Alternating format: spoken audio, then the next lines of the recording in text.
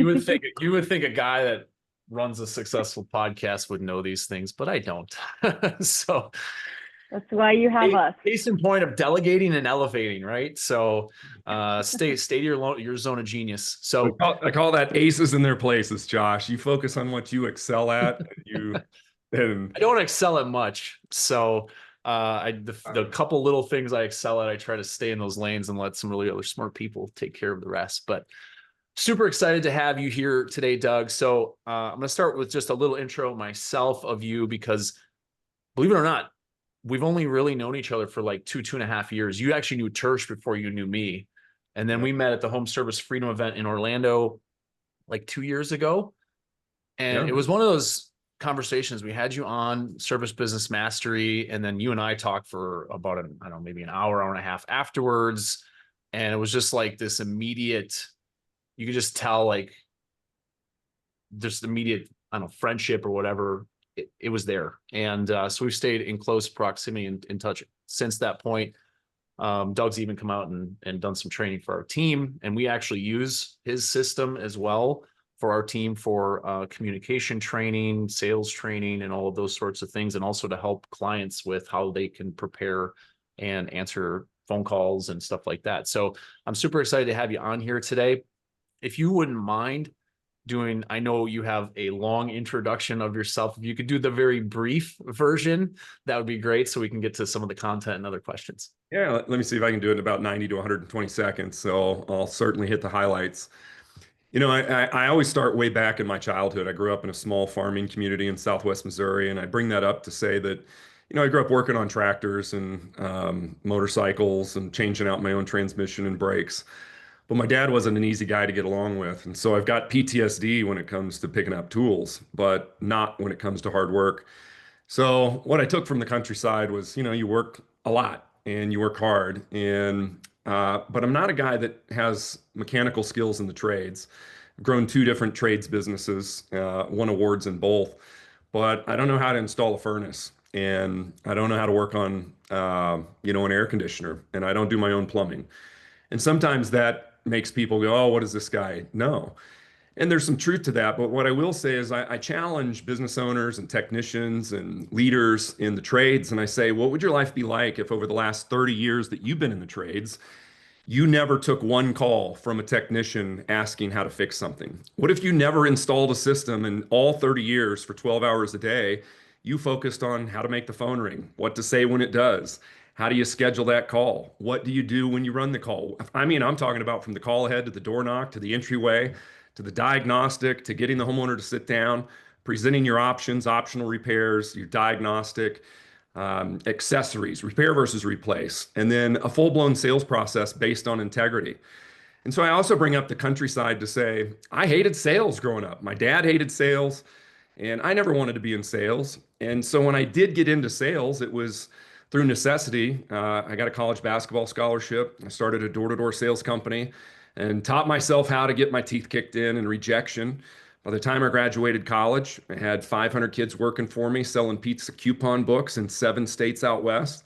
When I graduated, I invested in restaurants. We opened 9 restaurants in Denver in just 1 year, 6 Papa Murphy's Take and Bakes and 3 Subways. And then one day my business partner met a guy that had opened an HVAC company in Colorado Springs. Put $250,000 into that just before my 30th birthday. And a few years later, we were one of Inc. magazine's fastest growing privately held companies in America.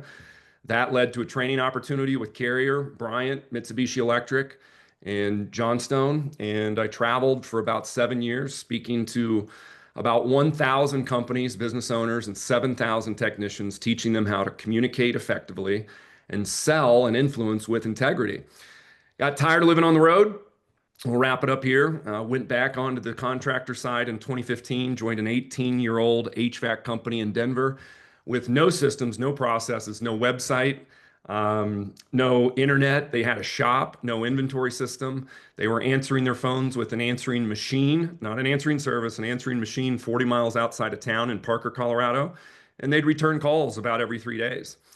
And joined that organization in August of 2015. And 16 months later, we were Linux Partner of the Year. Put about 40 trucks on the road all organically. I didn't put a dime into that business, just brought my intellectual property and what I'd learned from 1,000 other business owners and growing my first company. And now for the last 5 years, we've launched a comprehensive training system for techs, CSRs, and sales and leadership. So what I think we're going to focus on today, Josh, is talking about obviously the tie-in with Relentless is I've had businesses where we're generating leads and I got tired of us what I would consider squandering liquid gold that was coming in on those phones because our CSRs weren't equipped and ready with a laser focus to handle every single time that phone rings. I think one of my claims to success in the trades is that the next call we run, the next call we answer, I truly feel like that is the next most important moment in our life and in our business. And so I think we have to increase our sense of urgency. We have to increase our training, and we got to make sure that we are handling that next phone call, that next time it rings, like it is life or death. Because it is, and sometimes it is for the other person on the other end of the line. But I just don't think that sometimes we have the sense of urgency and we start to blame the customer or we just say that's the way it is. And I just refuse to buy into that. Yeah, and we're going to go. So just to kind of set where we're going to go for everyone on the call today. So we're going to talk about training and how to implement those systems because Doug has done that. I've also done that at various trades companies, and even with Relentless, we're very heavily into training our team. But we're also going to talk about some of the things. I don't have exact data points, but I have rough estimates on some of these things as far as missed opportunities and what that leads to for any trades company. It doesn't matter what the thing is that you repair or install. It's a rampant problem in the entire trades. And a lot of times the problem is we invest in these really expensive field service management softwares, and you all know which one I'm talking about. But the data inside of there is only as good as the humans that put it in there. And the problem is if we don't have an exact definition of what a lead is, like if someone's calling for pricing, that is a lead. I know some people will argue with me, but that is a lead. It is someone that wants a service that you provide. It is also the number one objection that we hear over across tens of thousands of calls every single month. So Relentless has a human call tagging team. Pretty soon we're going to transition that to a hybrid human AI call analysis team. But by far and away, pricing is the number one objection. There are other things as well in there, and some of those are operational with as far as we can't get to you fast enough and stuff like that. But we're going to focus on some of those top objections today, because if we can't get in the home, it doesn't really matter what happens after that. We can't sell anything. There's nothing for us to offer. There's nothing for us to talk to a customer about. There's nothing to follow up with. And so it's really important for us to make sure that we get in those homes, because you guys all know that are listening on this call, the cost per lead is not going down. It's never gone down ever in the history of the world. Local service ads, some industries are up to, we don't have anyone on like the water damage restoration side, but they're like $250 per phone call. Not actually a job per phone call. Other industries like plumbing, I've seen like $100. Some are a little less depending on market. That's gone up from like $20, $25 when it first came out 5 or 6 years ago. I think it was about maybe 6 or 7 years ago now. Google ads continues to go up, and that Google's losing money to these answer engine optimizations. So the price is going to continue to go up because they have shareholders, they have people they need to make happy. So how do we maximize every opportunity inside of our company? And for me personally, I think that starts with training and systems for training. And I think that's a good place for us to start, Doug, is to talk through some of your experience, maybe share some stories. I know you got some stories on how do you decide what to structure for trains? Curriculum. I know that's one of the hardest things, because what happens is, oh, shoot, it's Friday morning and it's 6 a.m. and I got training at 6:30 and I don't have anything planned for the week. And I'm just like scrambling because we're busy and we just forget. So setting a curriculum, and then also getting your team to buy into the training, I think are some really useful points that we can start with. And we can then just have a conversation from that point forward. Yeah, let's work backwards right there. And that's a whole day of training right there that you just outlined for me, Josh. But Here's what I would say. How do we get them to buy in? Number one, the thing that I would recommend, and I already did it on this call, anytime we talk about sales or influence, we have to remind everybody around us that we're talking about doing it with integrity. We have a rule at Synergy. We call it the grandmother rule. The grandmother rule is if you wouldn't recommend it to your very own grandmother that you love dearly, your very own family member, then you shouldn't recommend it to your homeowner. So I think sometimes we have to set some ground rules and say, we're not going to lie, cheat, or steal. We're not going to mislead. But however, we do have a job and responsibility to influence the people that are calling us and the people we go to serve in the field to choose us. That's our responsibility, to grab that business and bring it into our company.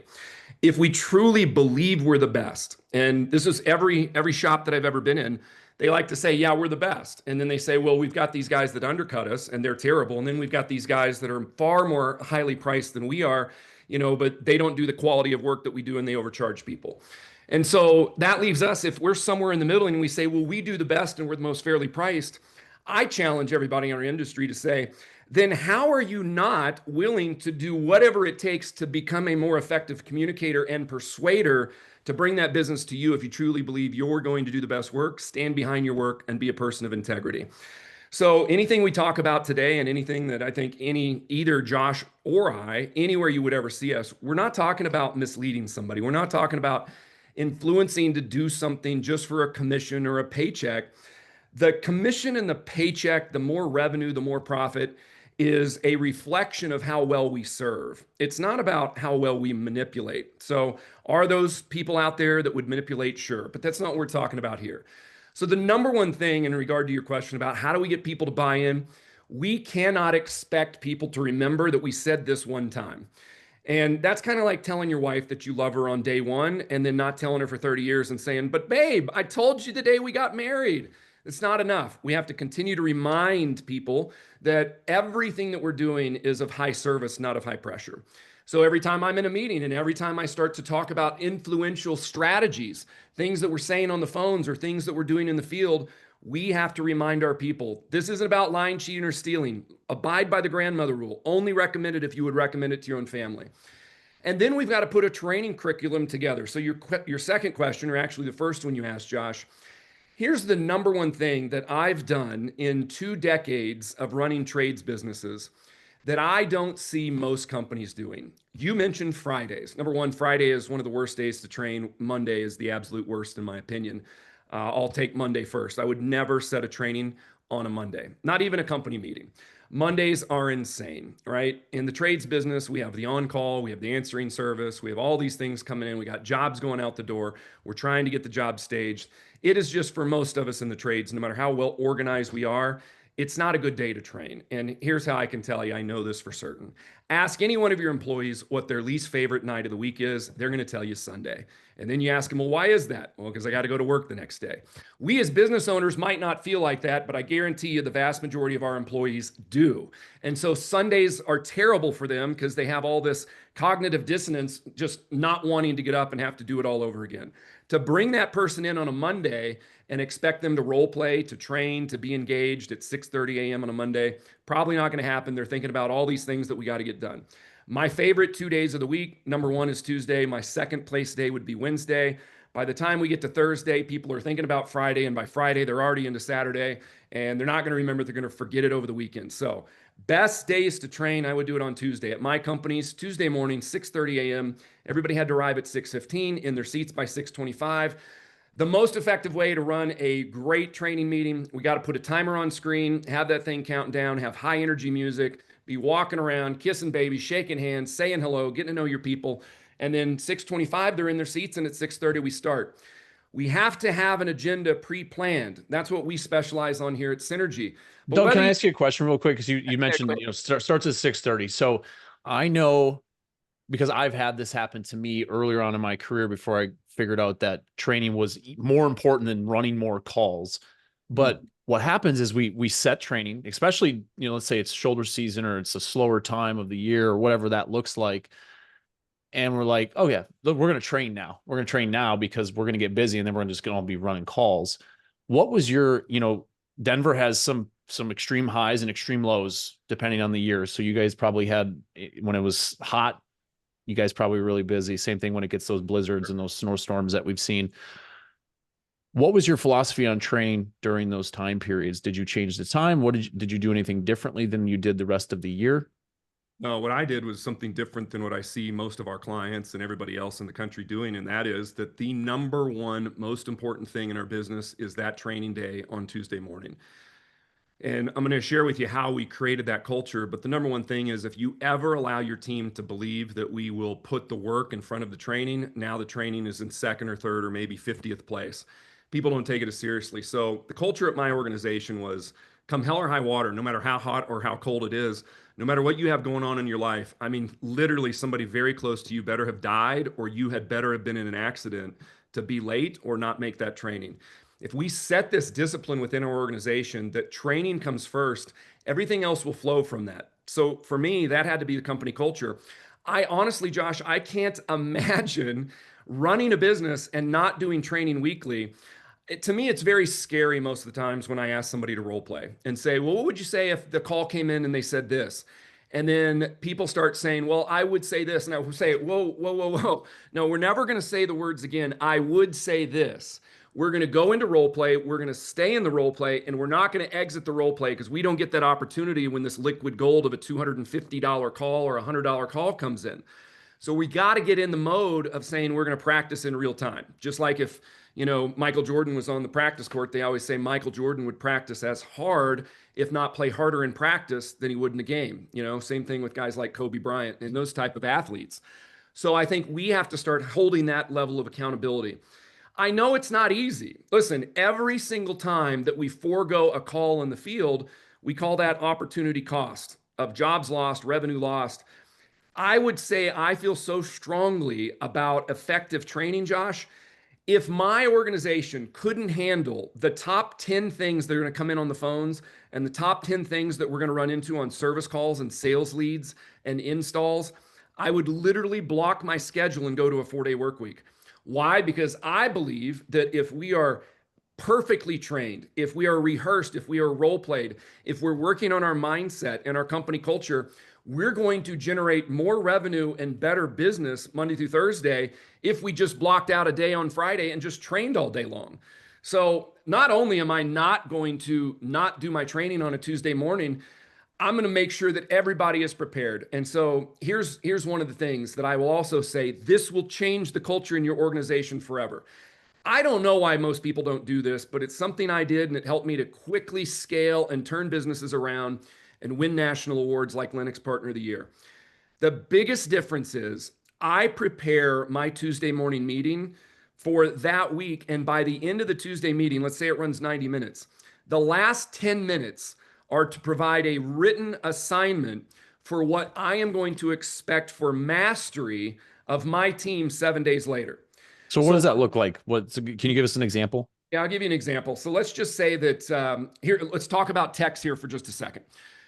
If I was to ask a technician that I listened to a call, the tech ran, and I was like, this customer's been with us for 10 years. They were interested in this. You came back to the shop with no job. And I said, what happened? And you said, oh, they just weren't ready to move forward. They had to think about it, sleep on it. They said they don't like to make rash decisions. It was a little bit more than they thought. They had to get 3 bids. Their spouse wasn't there. Whatever it is, I'm going to pick one of those. So let's just say we pick, I got to think about it. Somebody gives us a stall.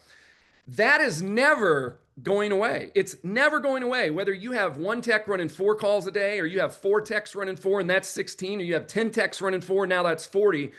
Every day for the rest of our lives in this business, our technicians are going to be faced with bids, brands, stalls, and price.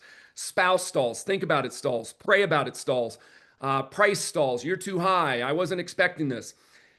I am amazed that we don't sequester our team and say, this is exactly how we handle that. So what does it look like, Josh? It says, I can't build Rome in a day, but I can solve one challenge this week. So what I'm going to do is say, okay, here is the way at Synergy Home Services that we handle it when a homeowner says, sounds good, I like you, I like your company. I tell you what, let me think about it, I'll call you next week. I would look at my team and say, what do you say? Don't tell me what you would say, or you might think about saying, tell me what you would say. And then I'm going to structure a response based on effective communication, based on listening to them in a very certain way. and then structuring a conversation so that we're not hardcore closing them, but keeping the conversation moving, working through that. I have one role play in particular out of about 300 that we do with text, CSRs, and all that. Just one is 49 seconds long. 49 seconds, and it's a game changer on the I want to think about it stall. And so here's my expectation. If that objection is never going away, and my technicians are going to face that day after day after day, call after call, then why would we not solve that challenge? So here's what I do. I don't bring my guys in and put them on the spot and say, what happened on that call last night? All right, here's how we're going to fix it. I say, here's how we're going to fix it. And you have 7 days to master 49 seconds. I don't mean toe into it. I don't mean kind of know it. I mean, here's the script, here's the audio, here's the video, here's the body language, here's the voice inflection, here's when we pause, here's when we start, here's when we make eye contact. When we walk into this building at 6:30 next Tuesday morning, you will have this mastered. And if you can't find the time between your drive time, between when you wake up and when you go to bed, when you put my logo on, when you're running my calls in my vans with my iPads, with my fuel, with my insurance, with my leads, with my marketing spend, if you can't invest the time to master 49 seconds, you can't work here. To me, it's that simple, because that's a tough thing. Those leads, Josh, you're generating those leads for me. And now if my technician can't handle an I want to think about it objection, we're killing ourselves. We're destroying our business from within. So that's what it looks like. Every single challenge that we have in our business. Sorry to interrupt. I just want to finish with this. 20%. I call this is the Pareto principle. I didn't make this up. 20% of our leveraged activities will generate 80% of our results. And so what I'm going to do is I'm going to focus in my business and say, what are the challenges that we consistently face on the phones? What are the challenges that we face in the homes, on service, on sales leads, in closing sequences? And then I'm going to say my team is going to master those. And if I can master the 20% that we hear every single day, that's going to lead to me generating 80% of my results. So that's what an effective meeting to me looks like. An assignment for a week, small, manageable, bite-sized chunks. I'm not asking them to take my entire CSR training book or my tech book and say, you got a week to memorize this. I'm going to give them 49 seconds and expect perfection. And listen, by the way, if it's not perfect within 1 week, I'm not firing them. What I am going to say is there is an E word, and this is what I'm looking for. My expectation is you bring me effort. I want effort, enthusiasm, engagement. I talk in terms of a lot of ease, and I do this over and over with my team. And then I look at my team and I say, Johnny, I can't want this for you more than you want this for you. If you put on this logo, I will pour my heart and soul into you. But every moment that you are working with me, running my leads, my calls, and my trucks with my community, we've got to make sure that we're working to get better, because that's what we're promising our team and our community. Yeah, I love that you talked about that, because it's the expectations. I think sometimes I feel like the home service industry, just from my time in it, and then obviously having hundreds or at this point thousands of conversations, it's a very reactive industry, because we wait, even our homeowners are reactive, right? Most of them don't get the maintenance done that they should, even though we offer it, and we call them and we text them and we say, hey, you really should get this done. We haven't been out for a year or two. They're reactive as well. So when something breaks, we try to get there as fast as we can, but we don't always have a plan on what we're going to do when we get there. I remember a time in my career, the first HVAC company I worked at, I literally probably could have written a book of exactly how not to run a service business, because we did everything wrong from the time that I've learned and all the training I've had since that point. I was hiring warm bodies just to take calls. I didn't train them. I didn't give them a whole onboarding. I didn't set expectations. There were so many things that we did wrong that, later when you work at a really good company, you understand what that looks like. And sometimes I think, with the way the industry is there's so many great people that will let you come into their shop, people that have it together, have those sorts of things together. The more networking we can do within the trades industry, the better off our companies are going to be, because we're going to see what other people do and it's going to spark ideas. And that's honestly like one of the biggest things for me, is just having spark ideas to make 2 to 5% improvement somewhere in your business, because like Doug talked about, there's typically 3 to 5 main objections on the phone. There's variations of those, but if you master those 3 to 5 things, your team's conversion rate goes up instantly. And if you're looking across your entire year's worth of calls, for round numbers, let's say it's 1,000 calls, and your true booking rate is closer to probably 60%, which is more along the lines of average in the home service industry. I know numbers on Facebook groups will say 80, 90%. Those are wrong almost all the time. And Lace, which I don't know if you guys know Lace, it's an AI call answering or AI call analysis tool. They have analyzed hundreds of thousands of calls. And I was asking Boris and the team over there, what do they normally see because they usually take like 30 days of service titan data to get a baseline. Typically, most companies, their service titan numbers and their actual booking rates are 10 to 15% off, meaning their actual booking rate is 10 to 15% lower than their service titan data. So what looks great when we look at those dashboards isn't always that great. And then we don't even know it's a problem. And like I said, there's 3 to 5 main objections. And one of the biggest things I see, and that's why I asked the question about what was your expectation with training and role playing and stuff like that, was training gets set up. And then as soon as it gets busy, the phones are blowing up because it's super cold. And the dispatch and the CSR is like, hey, when are you guys going to be done with training? And it's like just this constant pressure where like we got to get to these calls. And honestly, I used to be that guy too, because I handle a lot of that stuff internally in the office at the companies I worked at. And I was always putting pressure like, hey, why are you guys still in training? Like, I got to call. But the one thing we did at the last company was we never missed training. We had communication training every Tuesday. We ran what we call it the play.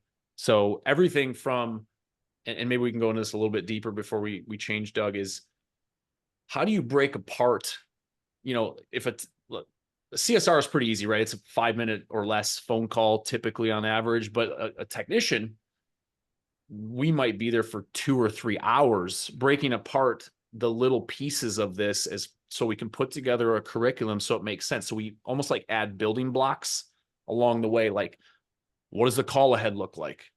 What happened? Where do I park my truck? How do I walk to the door? Like, because I know it sounds really funny. People are like, well, you just park and you walk up to the door and you knock on it. But there's literally all of these things, these guys like Doug, and there are intricacies in every single piece of the entire 2 hours we're on site that will help your team generate larger tickets, a better closing rate, better reviews, because the customer is going to feel like they're really heard. So I'd love to hear your take on that and how you built a curriculum that made sense. So you weren't just like, we're going to train on this week, and then we're going to go over here, we're going to train on that thing, and then we're just going to, we'd kind of shotgun it. Yeah, it's a great question, Josh. Now, I will say that we do have a very intricate system that is templated in 7 different pieces. This isn't just something that I came up with. I mean, certainly part of it is something of my own brainchild. But when I started that door-to-door sales company in college, it gave me some disposable income, but I didn't go out and buy a sports car. I started getting on planes and going to see guys like Tony Robbins and Zig Ziglar and Wayne Dyer and Tom Hopkins and Brian Tracy and Jim Rohn and the greats. And I took meticulous notes. And for the rest of my life, the last 30 straight years, for at least an hour a day, I've done an hour of personal development. So the program that we've created now is intricate, but it's also templated where you can plug things in. I gave an example. You were sharing something earlier about we have a tech on a call, and the tech, we're talking about maintenance, and you say you should have this maintained once a year or whatever. I'm going to say, all right, first of all, we have to build a formula for this technician to follow, just like we could follow grandma's, award-winning chocolate chip cookie recipe. Our formula is what we call 7 foundations of effective communication. And that's where we teach people to lower or eliminate conflict in communication. First one, we already talked about the ground rules. That's the grandmother rule, right? We're not going to lie, cheat, or steal. Treat people like our own family. 2 is mindset. Mindset is huge. Number 3 is the wordsmith. The words that we choose to share matter. Number 4 is rare listening. It's an acronym. Repeat, acknowledge the emotion, rephrase, relate, and then express. That's the overcome the objection. Then we go into foundation number 5, the most effective sentence structure. Foundation 6 is the science of influence, literally the way we speak, the things that we're choosing to say, how we structure those things. People will have a visceral reaction even if they don't show it on their face. Some people are good at playing poker, but make no mistake, the things that we're sharing and how we're sharing them matter, which leads me to Foundation 7, which I call the EKG method of communication, which is our voice inflection, our body language, our eye contact. All those things matter too. So every single week, we're going to have training about these different things. And then as we build our scripts and we work to memorize these scripts, our technicians and CSRs and salespeople are going to know exactly why we're doing exactly what we're doing on literally every single sentence, cadence, structured paragraph, closing sequence. Now it's going to make sense to them, right? And so when you were talking about that, Josh, I heard you, even though we were just chatting, my brain is hypersensitive to communication strategies. And even though you were just talking, you weren't role playing, you said our technicians are in their home and they're saying something like, you should have this maintained. Well, that's what I hear in Foundation 5. That is not the most effective sentence structure. In fact, it's the worst. What we call that is second person sentence structure when we go into words like you should. That is like pointing the proverbial finger in someone's face. That is like telling your wife when she's upset, you should calm down. How's that going to go for That's us? my favorite. Brittany Right. loves when I do that. Right. So we don't use words like you should. We also don't want to go into first person sentence structure and say, I think. Now, sometimes that rubs people the wrong way in the trades because we're so used to providing our diagnostic and then saying, I think you should do this. And I go, there is a better way. You just went first person and second person. You said, I think you should. Now, at the very end, I can go into first person when I've earned the person's trust and I've earned the right to share with them what I would do if it was my situation. Anytime before that, I'm going to be in what I call third person sentence structure. And I'm not talking about speaking in the third person like an annoying professional athlete. Third person sentence structure is where we displace the conflict between each other and we share what others are doing, which leverages the principle of authority, which if you haven't read Robert Cialdini's book, Influence and Persuasion, I highly recommend those. That's a big part of Foundation 6. So in combining Foundation 5 and 6, the structure, the template, the formula, grandma's recipe for communication, we're going to say something like this on that same maintenance call, Josh. Instead of saying you should or I think you should do maintenance, we're going to say what others in similar situations are doing. Now we're going to teach our technicians to say, you know, John, in many similar situations, when customers have newer equipment installed like you do, most of them have decided to have a club membership plan where we take the responsibility off of them to remember to have this piece of equipment in your mechanical room or your crawl space maintained. And most of our customers are having us come out to maintain this. Here's the benefit to those customers. And if you chose, what the benefit would be to you. And then I'm going to go through now what my benefits are of proper maintenance, longevity, efficiency, right? We're going to maintain that equipment, all those things. And so just that one little thing, going from second person to third person, right there could make all the difference. Now, we might not think that's a big deal, but here's why it is a big deal. Because what I have found is the technicians in our trades do not want to be high pressure, pushy salespeople. And the more we teach them old school sales tactics and we're speaking in that type of language, the less likely they are to do it. So it's not just about, hey, here's a new way to speak, to talk, to perform, to present. It's also a way to get buy-in, which goes back to your initial question. How do we get buy-in? We help our technicians not to hate their job in regard to the communication part of it. Because I promise you this, I've worked with 7,000 technicians that didn't work for me.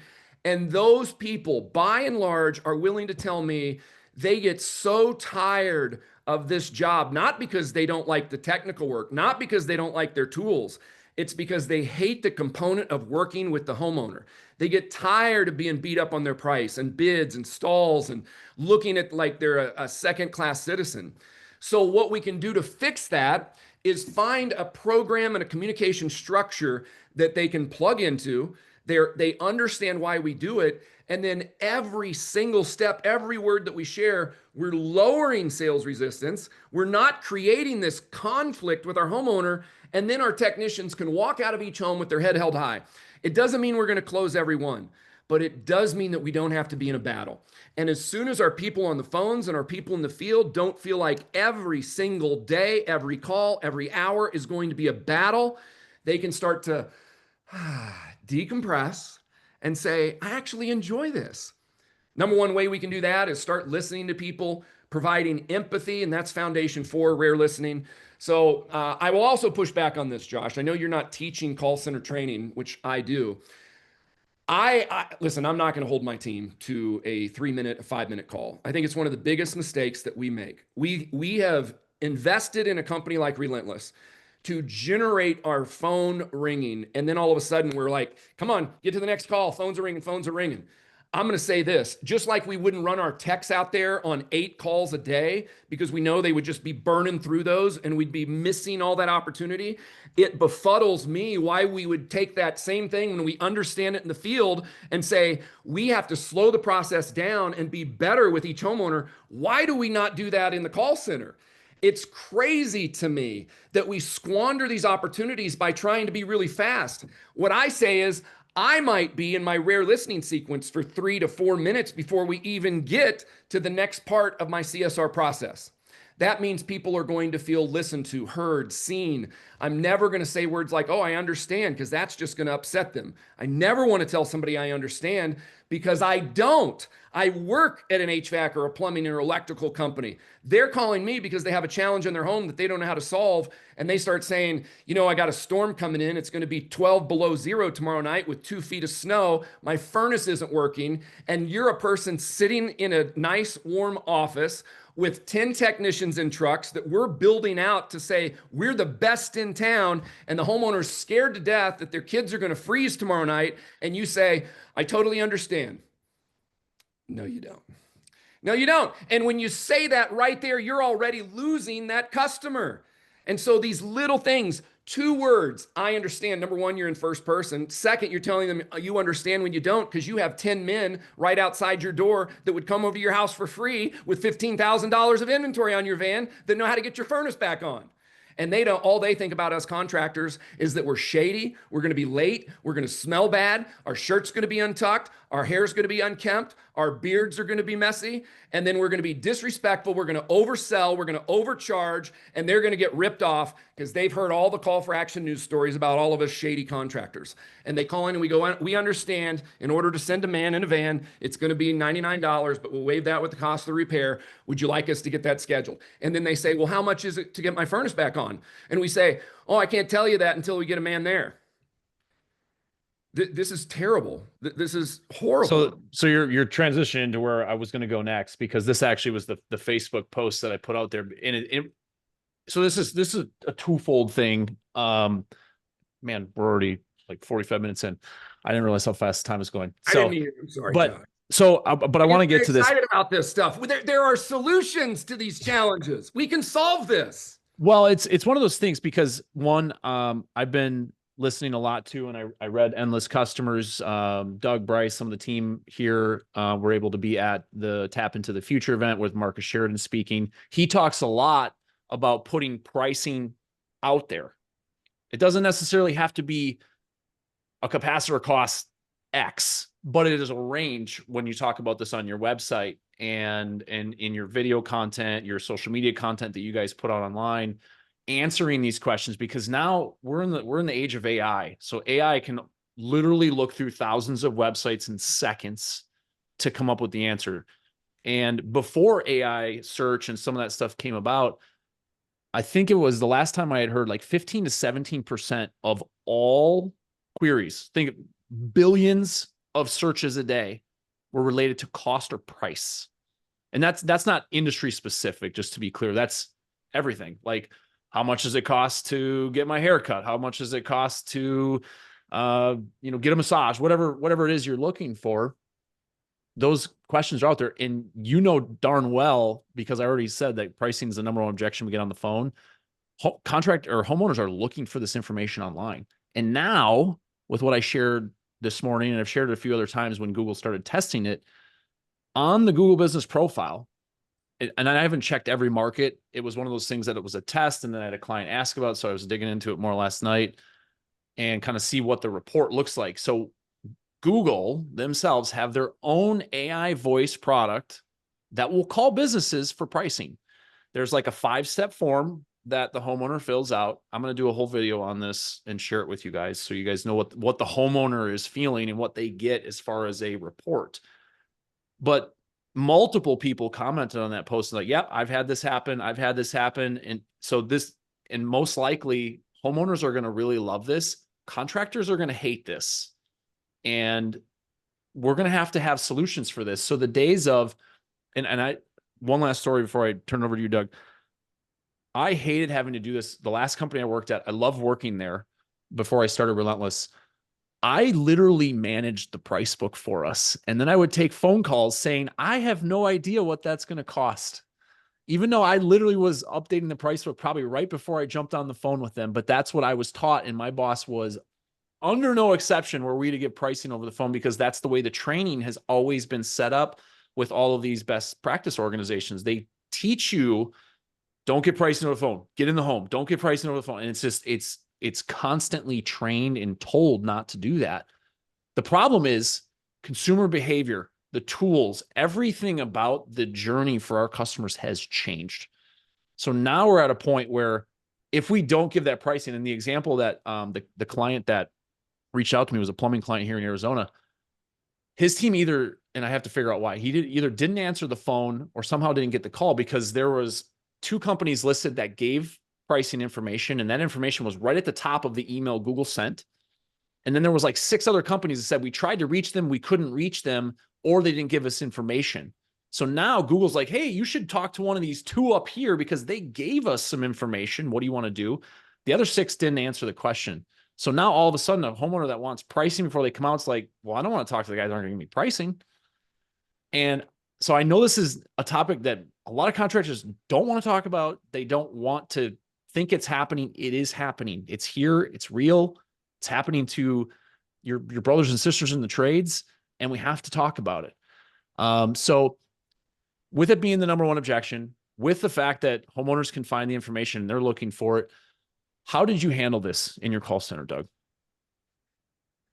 You probably saw me put my head in my hands.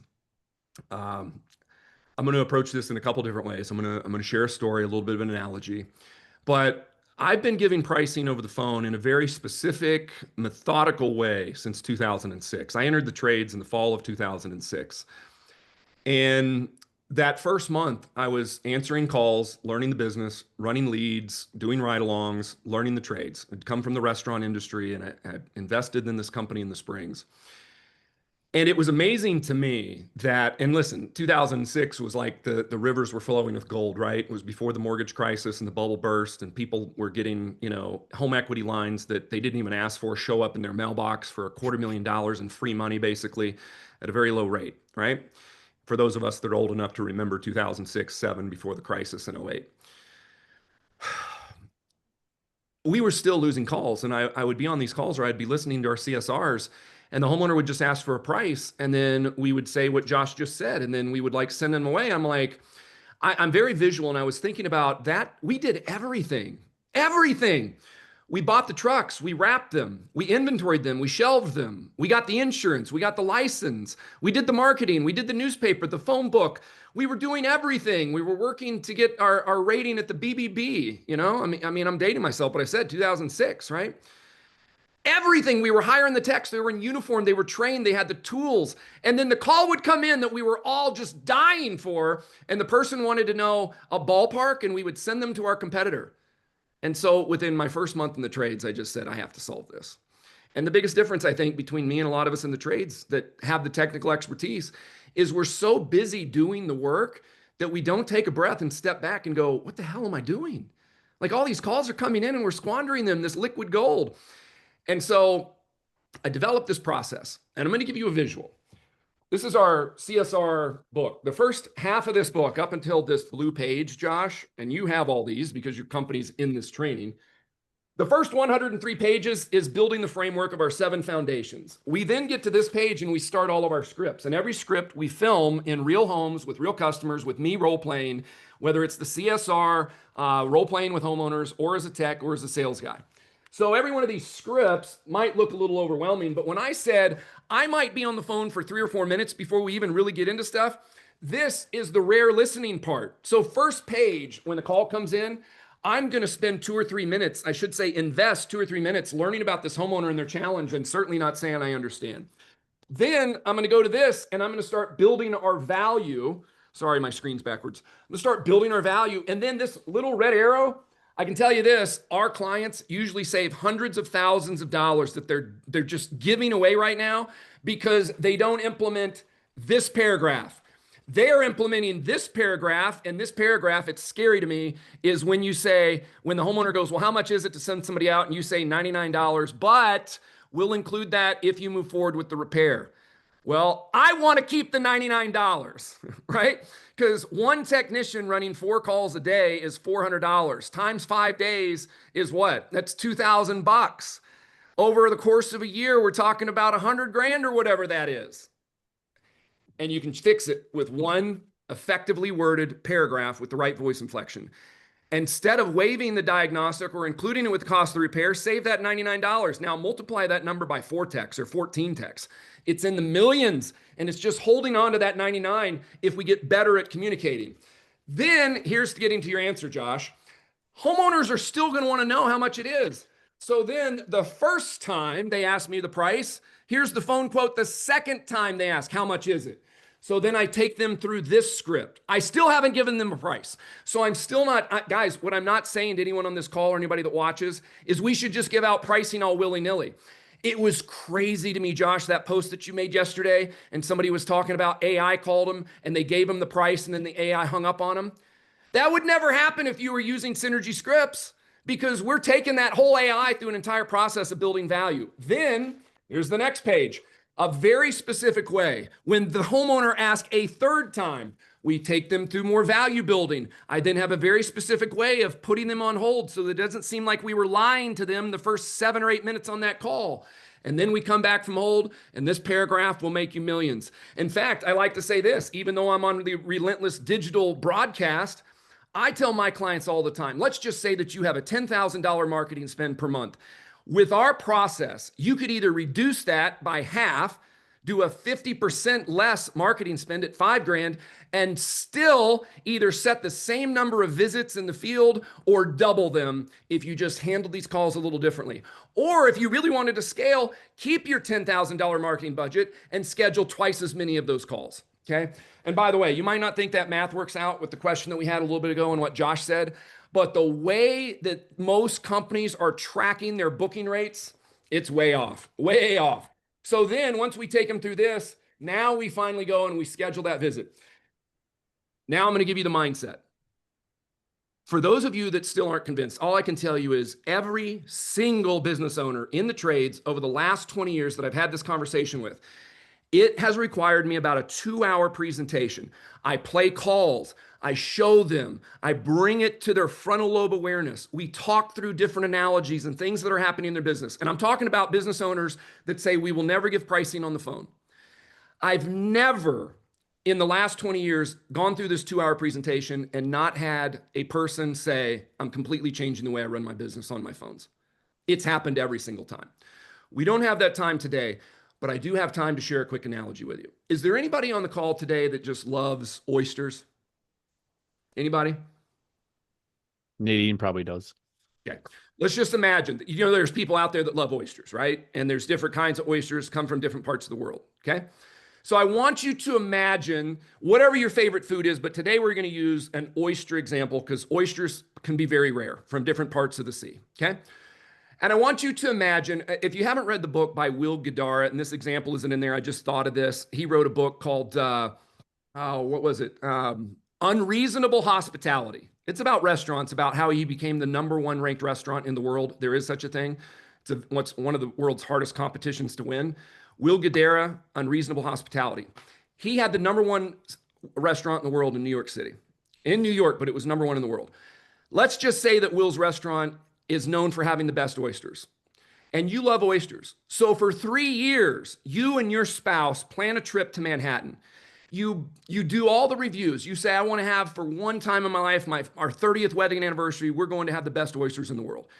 You get on a plane, you go to Manhattan, it's the night is here. You go in, you check in. These people like know you, they've researched you. They address you by name. When you walk in, they go, "Oh, hey, nice to meet you, Mr. Crouch. Nice to meet you, Mrs. Crouch. Thank you for joining us this evening. I see we have a table for you here at 7 p.m. this evening." And you didn't even give them your name. It couldn't be going more perfectly. They sit you down in the perfect ambiance. The waiter comes over, goes through his spiel, has the little white thing, the maitre d' or whatever, the wine guy. All of it's perfect. And you get the menu, and the menu says market price. And there's 3 different types of oysters. So you look at the waiter after he goes through his whole spiel, and you go, "Hey, I see the oysters are market price. How much are they?" And the waiter looks at you and he goes, "Oh, well, thank you for asking that, Mr. Crouch. It's a great question. Unfortunately, I'm not going to be able to share with you what the price of these oysters is until they're on your table and you've ordered them." Josh, how do you feel right now? Do you think after this waiter's spiel, and they even knew you by name just by when you walked in, they recognized you because they researched you on Facebook, do you believe that the waiter doesn't know how much the oysters are? It's the best restaurant in the world. And this guy, part of his He knows exactly what the cost is. And he's worked there for 10 years. But he tells you he would have no idea until you've ordered them.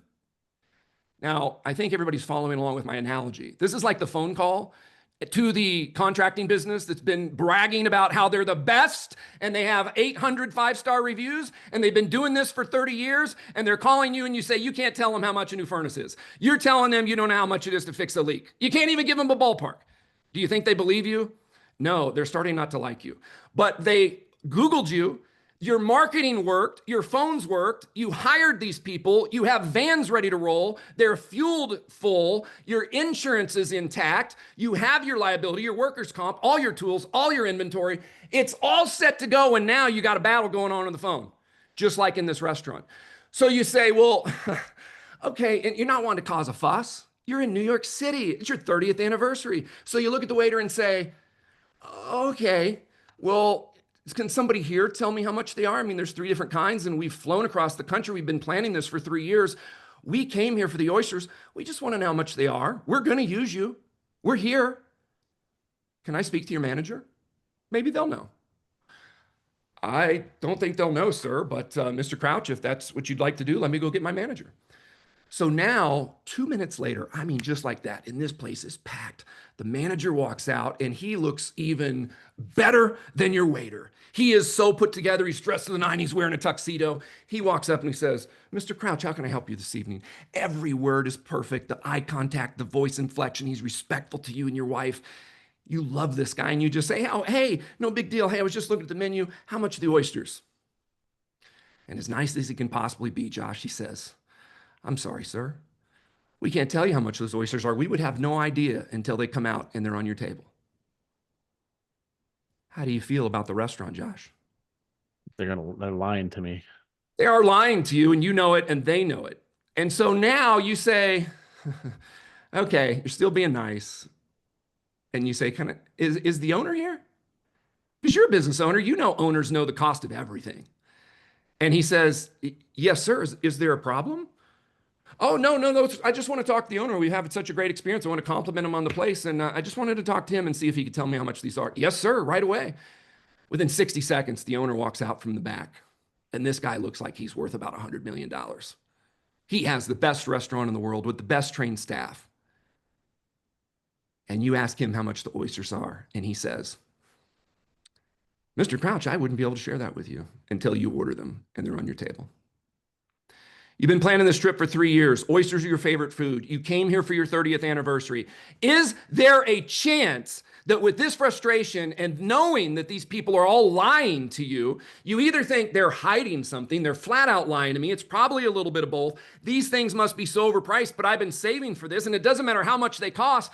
I just wanted to know a range from your one on the bottom to the one on the top, and then I'll decide how many I want to order." You would have ordered the oysters. But every time I go through this example, people will usually say, I'm thinking about getting up because I'm in downtown New York City and Manhattan, and there's a lot of other places with great oysters and great food. And just because of the principle of this situation, I think I might get my ass up and go give my business somewhere else that's not going to lie to me. And now I'm going to remind you of Foundation One. And nobody disagreed with me when I started this call and I said, we should remind our team we're not going to lie, cheat, or steal. And we are lying over and over and over again. And now we're also frauds to our own team that we're asking to answer our phones and run our calls. So every time we try to tell our team, hey, we're going to live by the grandmother rule, we're not going to lie, cheat, or steal, our team looks at us and they go, you're a fraud, because you tell us to lie to our customers every single day. We know how much our products are. We know a range of investment options on a water heater, on a furnace.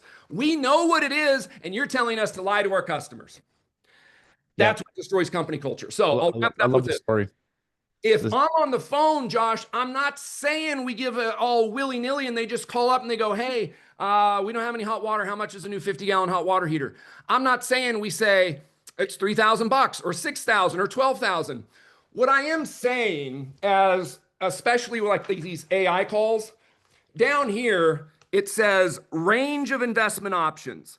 And Josh, just like you said, you would just put your price book together and then the phone rings and you answer and you tell them, I wouldn't know how much that is. And you were lying to them. They know you're lying. You know you're lying. Your entire team knows you're lying. And here's what I am saying.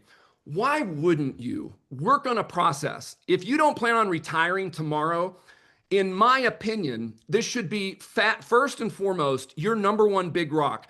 One of those 20% of your leveraged activities that are going to generate 80% of your results, because we are squandering this liquid gold and this revenue opportunity that Josh and his team are generating for us simply because we haven't invested the time to assign these words and this training to our team and master it.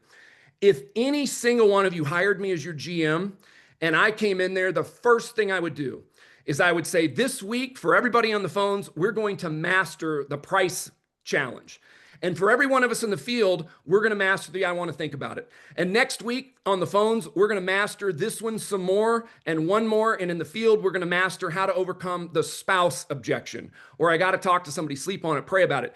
And within 8 weeks, we would have mastered 20% of the leveraged activities that I find most of our clients have been struggling with for 20 or 30 years. It's not easy. It is simple. It is focus on leveraged activities that are going to gain you the massive results that we're all searching for. I never once complained to my marketing company about the leads they were generating. Why? Because there was a human being on the other end of the line that had searched and found me, and they had a need for what I provide. And I look at this as our homeowners, and we do too. We have a fiduciary responsibility to get the most for the least. And there is nothing wrong before they buy our product or service wanting to know what it would be on the low end and the high end. So I'll give you an example. If you offer water heaters and you do 50 gallons and somebody's pressing you on a 50 gallon, whatever your least expensive one was, if you didn't have to change out any venting, if you knew you had to pull the permit, you had to buy this and you have your margin, and most of us on this call, I know we know what our pricing is, you could say in the script, I mean, it's a long one, I mean, a whole paragraph, but in general, we could say on the very low end, and don't hold me to this, if there wasn't this, this, and this, and this, the very low end, many of our customers have been able to install a change out for this amount. But don't hold me to that because every situation is different.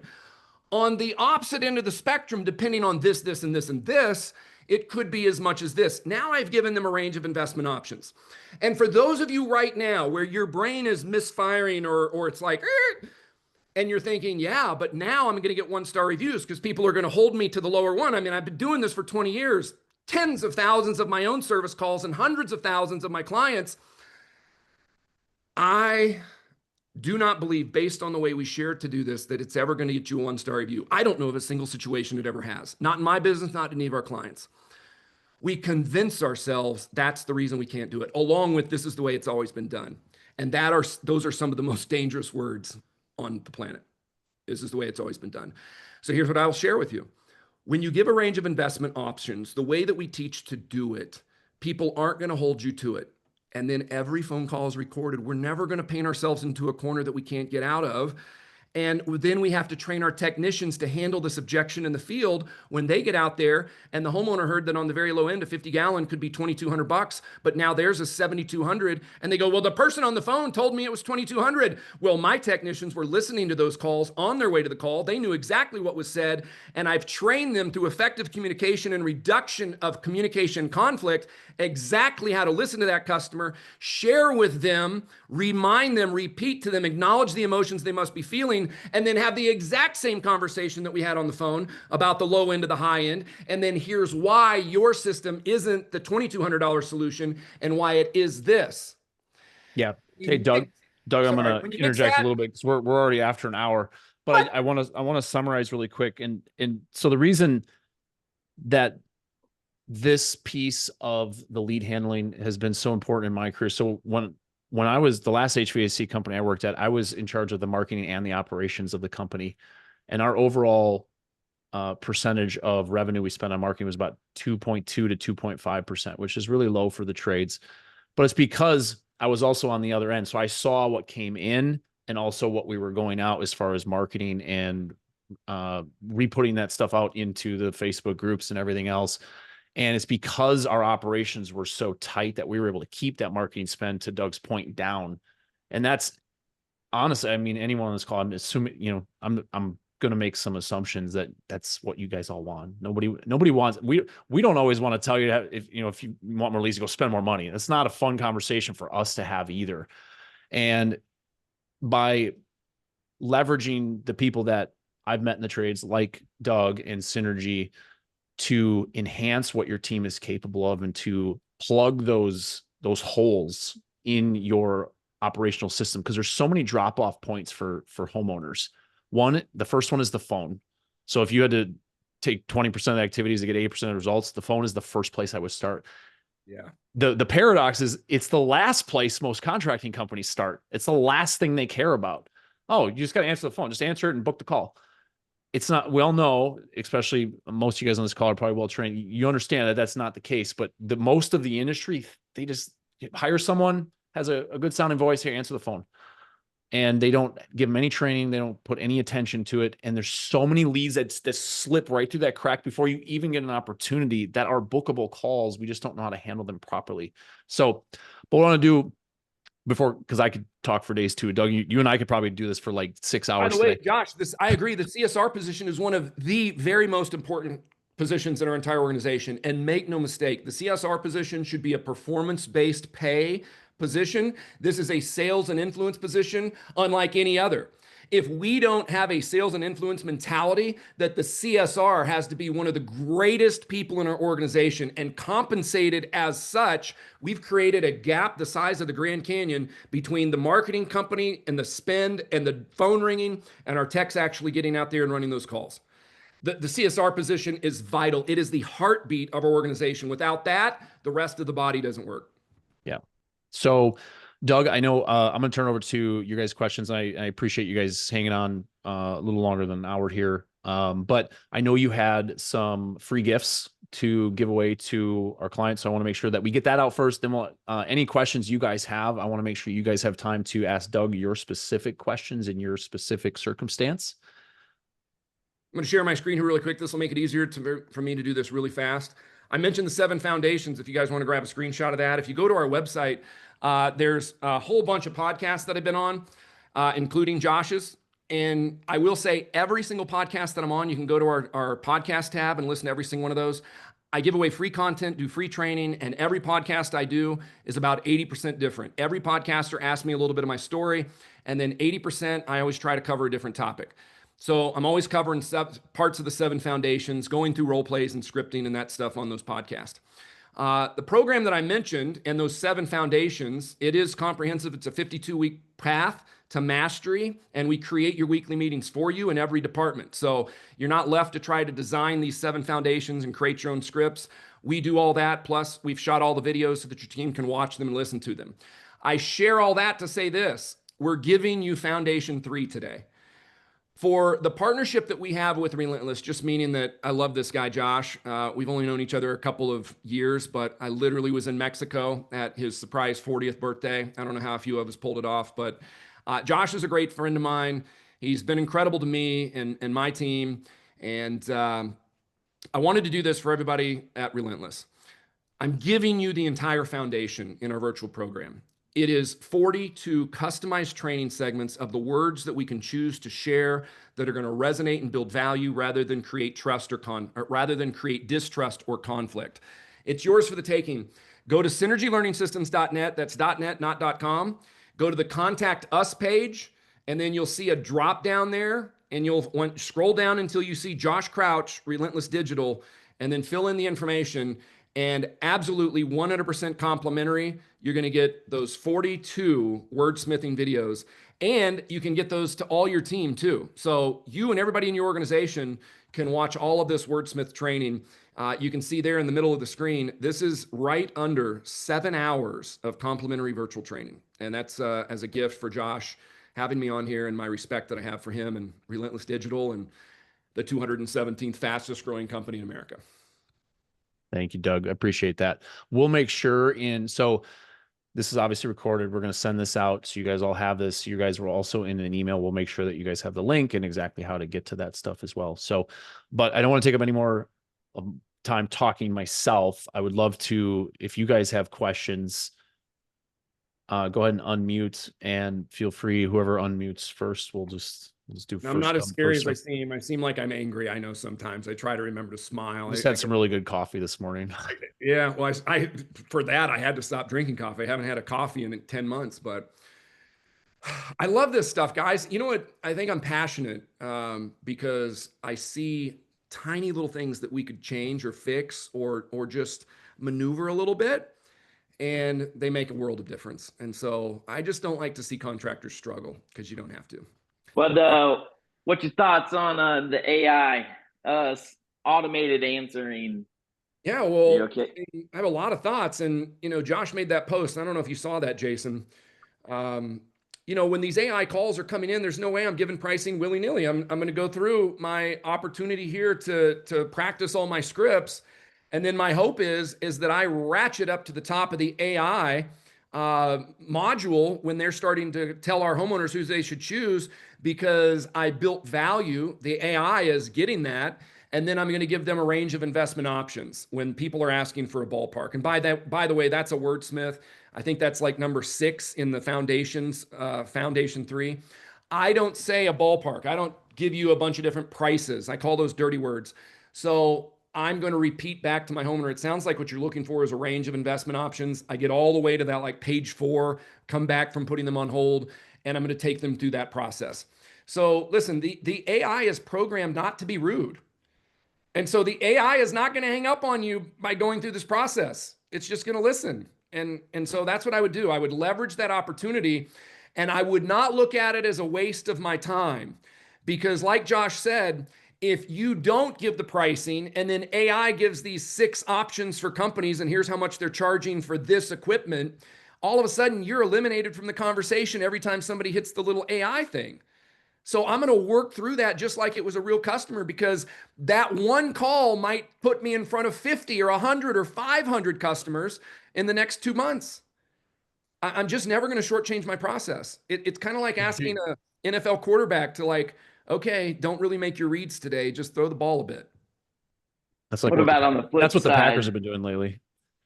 The overflow and just having the AI answering service. Okay.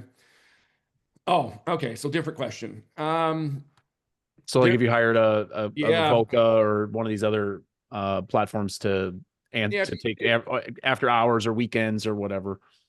Josh, are you guys still working with one? I'm not going to name them. They start with an F. No. Okay.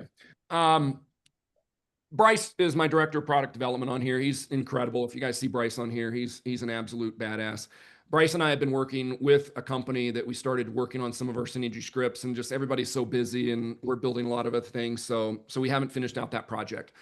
What I will say is all AIs are not created equal. I would put one of my CSRs trained by me in our program up against an AI. However, having listened to over 10,000 calls in this industry in the last 5 years, I would rather have AI answer most of my calls if I had CSRs handling phones the way that they do. It's horrific. It's horrific. Even the big time companies, I hear these calls and I'm just like, no. The words, the cadence, they sound rude. They even when they sound nice, they're saying the wrong things. And so my real answer to that is it's not created equal, Jason. I don't know if there's a real answer, but Josh mentioned Avoca. I think they're pretty good. I won't. Yeah, there's several of them out there, guys. The biggest thing is I think there's a misconception of like, hey, I got this AI voice thing, and then I set it and I just let it do its thing.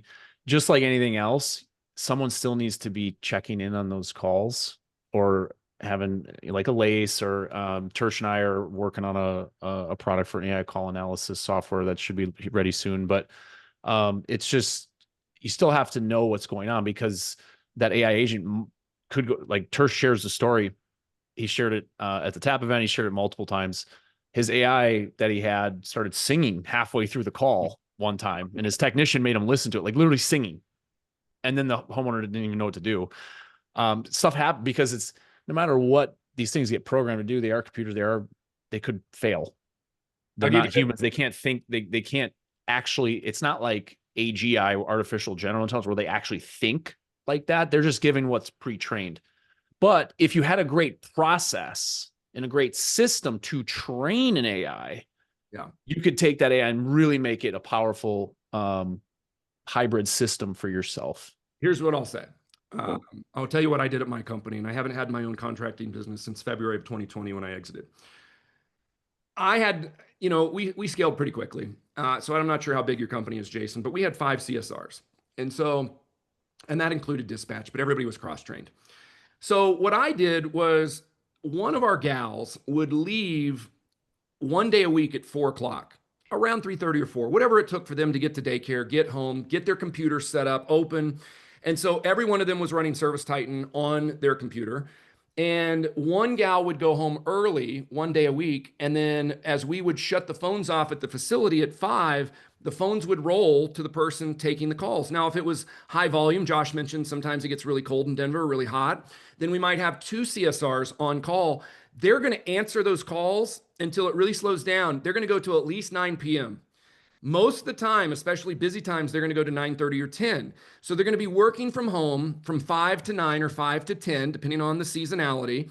And then we're going to roll the phones to an answering service. Now, what I would say, and I saw Aaron laughing, it's like we all can relate when we've been in this business. Like it's just, it sucks out there sometimes with what we're doing in the field and on the phones. So I can relate to that, Aaron. I these days, Jason, I would not roll to an answering service. I would roll to an AI service because I think AI compared to the people that are taking the jobs, that are answering the phones through the middle of the night, just that quality of person. Most of the time, that type of call center, they're not going to handle my customers the way I would or that my team would. So we're going to answer our phones from 7 a.m. to 10 p.m. ourselves with the way we train. And then from 10 p.m. to 7 a.m., I would let an AI do it. Back in the day, I would have an answering service do it. But and obviously some of that depends on staffing in your setup and stuff like that too. But AI over answering service for sure. That's my opinion too, because overnight these answering services, and that's my personal experience with them when I was in the trades, is when we needed them the most, when it was the hottest and coldest, or whatever demand season looks like, they were the worst. That's when they perform their worst. Customers are on hold for 5 minutes before somebody even picked up the phone.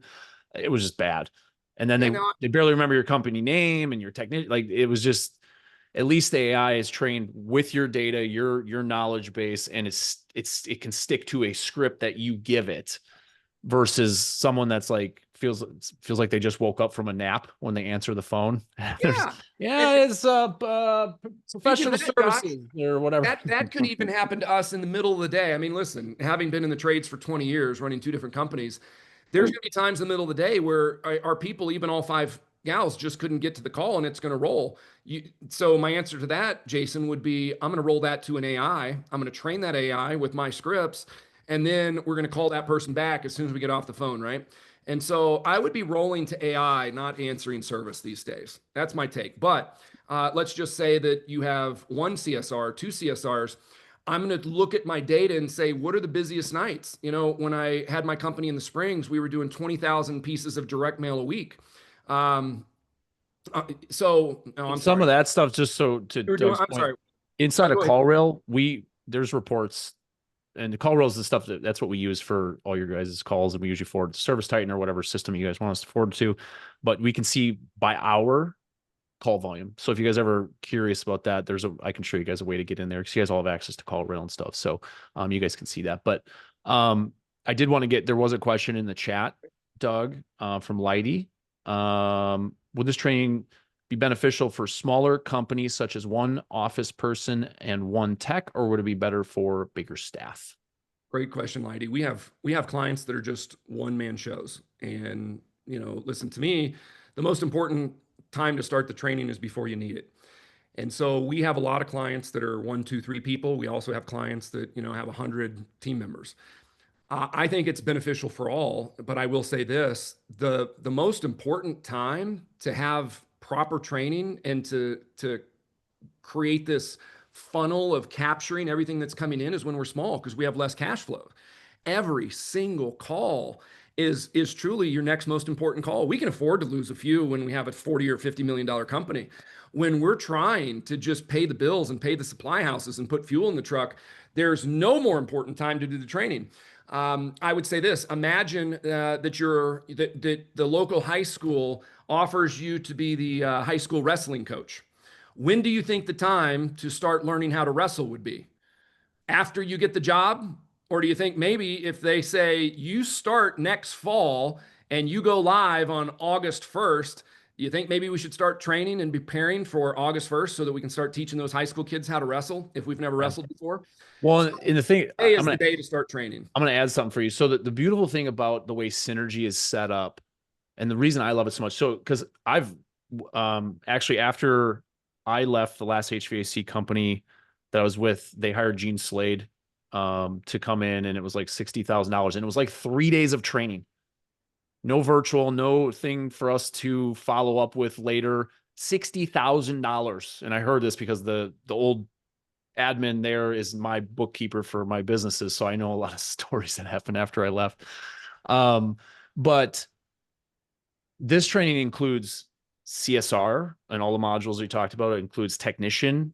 So if technician's in the home, or sales, if you're running a sales call, it's all inclusive in one program. So it's not like I have to buy the CSR module separate and the tech one and the sales one. And then it also has the leadership stuff. So Lighty, you as yourself, and God, I'm so sorry. I cannot remember the name of, I used to know the name of, the gentleman that runs the company with you, but, for leadership. So that way, when you guys are ready to hire people, you guys are in the right frame of mind. You understand how to set up the coaching and training and the role playing that we talked about today. For me, it's so, and I've seen this evolution as Relentless Digital when it was just myself a short time ago, about 5.5 years ago. I could make an adjustment and move extremely quick to what I wanted to do. Now, when I'm working on our programs and changing some stuff, and I have to talk to every department leader, and it is a much different game. I have to give myself like 2 months in advance to okay, we're going to launch it by this date. And I have to plan all this stuff out, which is a totally different way of doing things. So you guys are actually at what I would call a beneficial stage where you can move, if you want to do something, move into it fast. And then you guys can invest the time in that training versus someone that's got 50 techs and you got to roll this out to 50 people and 10 CSRs. And it's a lot bigger mountain to climb. I don't want to make this into a sales presentation, but since you brought up another trainer, I have nothing ill to say about any other trainer. I think all of them are trying to help, and $60,000 might seem like a lot for 3 days. In 2 weeks, I'm going down to do a 3-day training in Mississippi, and it's $12,000 a day. We're doing 3 days, and it's a tech training, so it's 36 grand plus travel. And I look at that and I go, here's what I would say. I won't do a training live anymore if somebody's not involved in our 52-week path to mastery. Why? Because I don't believe one-hit wonders work. Sure, you'll get an initial bump, but the challenge I've seen in my training career is that a month later, people go back to doing what they've always done. And if you keep doing what you've always done, you're going to keep getting what you've been getting. In order to create stickiness with our training, we have to have an ongoing component of implementation and where we work towards mastery. So our program is very affordable. It's a couple $100 a week. We break up the entire year. We finance it with no credit check, so that as soon as somebody starts our program, if you're not generating a couple $100 a month, you're just not implementing what we're teaching. There's no getting around that. This program personally has helped me generate tens of millions of dollars in the trades, on the phones and in the field with service technicians and CSR reps in HVAC and plumbing. It's fully customized. But what I will say is I would tell this gentleman that he's wasting his money to bring me in if we didn't have an agreement for him to be in the whole 52-week year, because he would. He'd get an initial bump. He'd get his money back. I wouldn't be worried about that, but it wouldn't stick. So I held this up. Josh mentioned you get it all. Every one of these workbooks, one CSR, one sales, one's tech, but then every script in there is fully filmed. Plus you get, I don't know what it is, like 40 hours of training in our core program to teach you what Josh referred to earlier as like the nuts and bolts, the 7 foundations. I learned what works in training and what doesn't, and that's what we've tried to create here in the trades, and I think we've done it. So it's got to be ongoing. It's got to be weekly. We got to work towards mastery. As good as I've worked to become at role plays and sales training and call center stuff, if I came to work at your business and you sat me down at your meeting on a Tuesday morning and said, Doug, why didn't you schedule that call? Or why didn't you close that homeowner yesterday? And I said, I don't know. And then you gave me a new way that you wanted me to handle the 3 bids objection. I wouldn't like it. I would be terrible. But I will say this, you give me your script and tell me to come back and role play that with you tomorrow morning at 7 a.m. And if I have to stay up all night, if I have to role play it 100 times out loud, if I have to record myself and listen to it all night while I sleep, while I drive, while I shower, while I get ready and get dressed, that's what I'll do. But you give me 7 days and I'll know your script better than your script knows your script. That's just my competitive nature. And so what I look at my people and I go, I'm giving you 60 seconds of role play of the leveraged activities that are either going to kill us or make us. And if you can't come back here a week from now with a 60-second script memorized and ready to perform, this isn't going to work. My leads are too valuable. I'm making too many big promises to my community. And by the way, Josh asked me early on, how do you get buy-in from your team? I just look at my team and I say, Jeremy, we are out there sharing with the community that we're the best, that we stand behind our work, that nobody's better, that we're fairly priced. If you aren't willing to work on how we effectively communicate to truly be the best, then we're lying. And you told me you didn't want to be a liar. And so you can't have it both ways. And so I just look at that and I say, listen, if we're out there saying we're the best, we can't just be the best technically. We have to be the best with effective communication, so we're not out there upsetting people and creating conflict and saying things that we shouldn't. I think every word that we share matters, and I think the way in which we share them matters. Appreciate that, Doug. Yeah. Thank you guys for the questions. I want to make sure we're respectful of everybody's time. As I mentioned, this is completely recorded. We're going to send out the recording. We're going to make sure the link is there. If Doug is super easy, I mean, you can see his passion for this, and that's why it's so important for us being relentless to align ourselves with people that are passionate about helping you guys succeed. So that way we have an ecosystem of like-minded individuals that really want to help you succeed, that aren't just in it for 3 to 5 years and to turn around and exit. So I hope you guys got that value today. Really appreciate you guys hanging out with us. We will have the recording out probably by next week. So give us a couple days. I'm not going to promise tomorrow. My team already has a lot to do. So, but I appreciate you guys hanging out with us. I appreciate the questions. If there's anything else, feel free to reach out to myself or Doug. I'll probably just pass you off to Doug because he's the master at this stuff. But really appreciate you guys hanging out with us today. And we will, Nadine, who do we have next month? Next month, we have Scott from Clover. Okay. So Clover Marketing, which is essentially it's an operations training company, and it's going to be along the lines of, again, making sure that those operations are strong in a different way. So really excited to have them on from Clover. But Doug, thank you. Really appreciate your time. Appreciate your energy and passion for the trades. This was fantastic. So thank you. Love it. Thank you for having me. All right, guys, take care.